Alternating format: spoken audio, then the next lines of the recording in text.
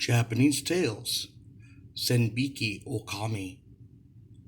A pregnant woman was traveling to Nahari and had to cross a mountain pass during the night.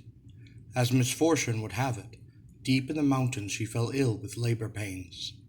To make matters much worse, a pack of wolves was nearby. Just then a courier showed up along the path. He helped the woman climb safely into a tree out of reach of the pack of wolves. Then he too climbed up into the branches to guard the woman until morning. The wolves gathered around the base of the tree. They leaped high into the air, but they could not reach the courier or the woman. The wolves clawed at the bark, but they could not climb the tree. Then a strange thing began to happen. The wolves began to climb onto each other's shoulders and make a living ladder. One by one, the stack of wolves grew higher and higher, until it almost reached the spot where the courier and the woman were clinging for their lives. The courier drew his wakizashi and slashed at the wolves, but he could not reach them, just as they could not reach him.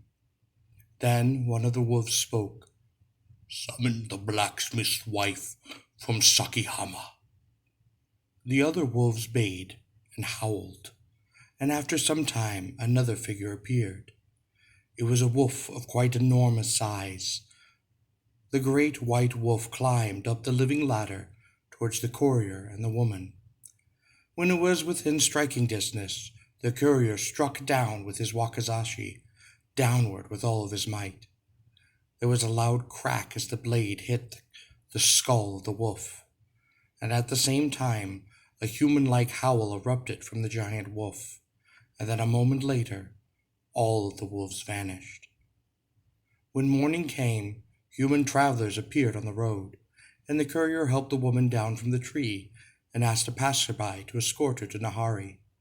Then the courier searched the ground where the wolves had been, and he discovered a trail of blood. The courier followed the trail of blood all the way to Sakihama, to the door of the blacksmith's house. The courier then knocked on the door and asked the blacksmith if his wife was home. The blacksmith replied that she had suffered a head injury and was sleeping deeply. The courier then entered the house, went into the bedroom, found the sleeping wife, and cut her to pieces with his sword.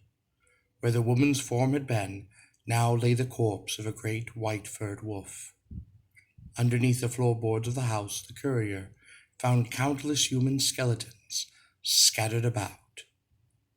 Today, in Sakihama, a tower is dedicated to the blacksmith's wife, still standing. And they say that the descendants of the blacksmith all have strangely spiky hair, like that of a wolf.